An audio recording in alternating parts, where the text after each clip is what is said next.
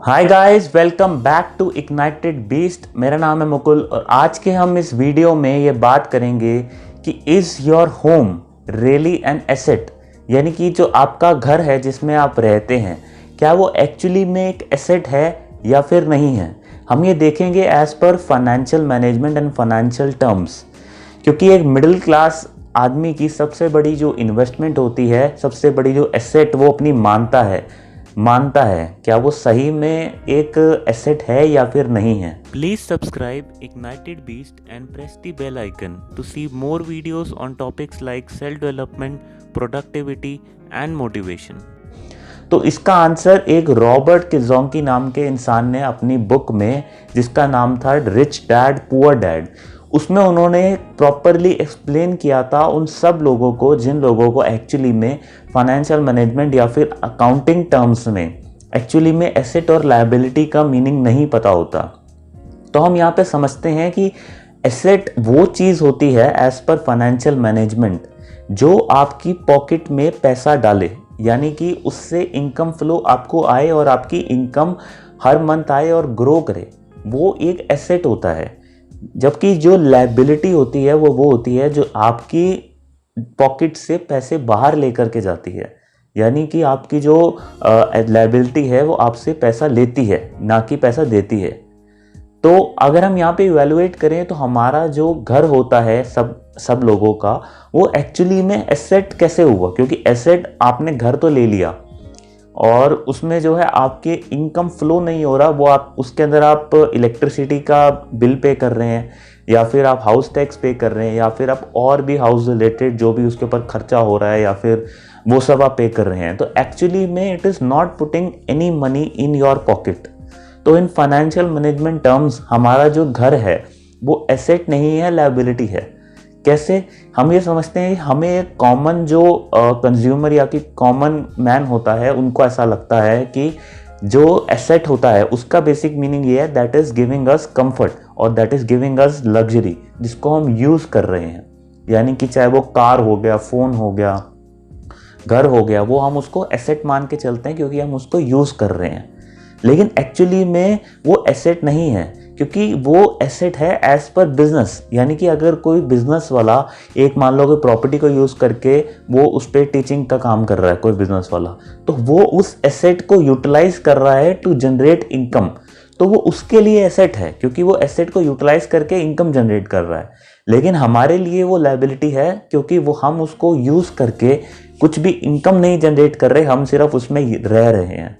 यहाँ पे बहुत लोग ऐसा ओपिनियन रख सकते हैं कि जो हम घर लेते हैं उसकी भी तो वैल्यू में एप्रिसिएशन आ जाता है ओवर द टाइम।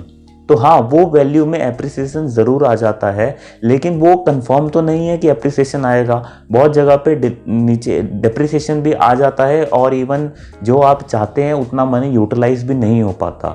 तो बेसिक एसेट की डिफाइन हम फाइनेंशियल टर्म्स में ये मानते हैं कि ना सिर्फ एप्रिसिएशन ऑफ वैल्यू हो, उसके अलावा हम ये मानते हैं कि उसमें इनकम जनरेट होना चाहिए और इनकम फ्लो होना चाहिए।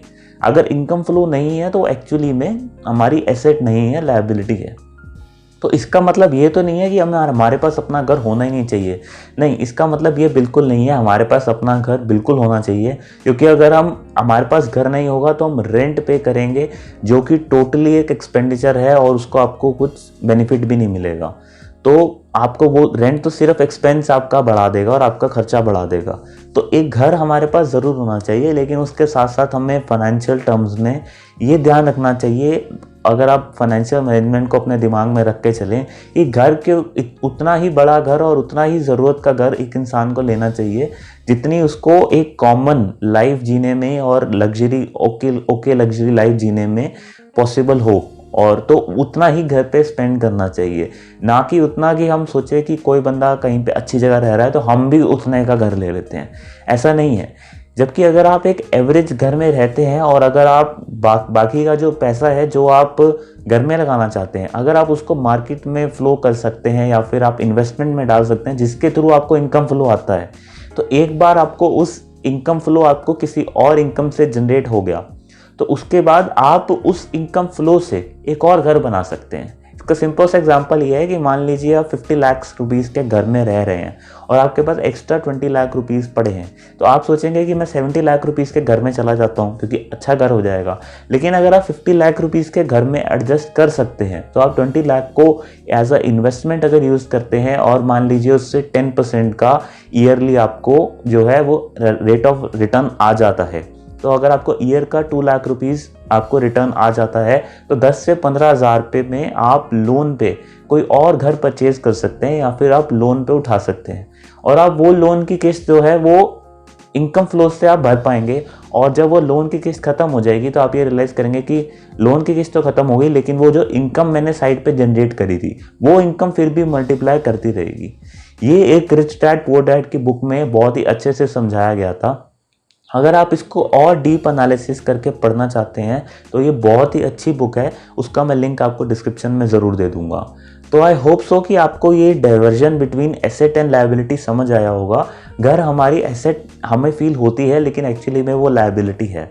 लेकिन हमें ऐसा नहीं है कि घर नहीं लेना चाहिए, लेकिन उसके ऊपर ज़रूरत वाले ही पैसे स्पेंड करने चाहिए।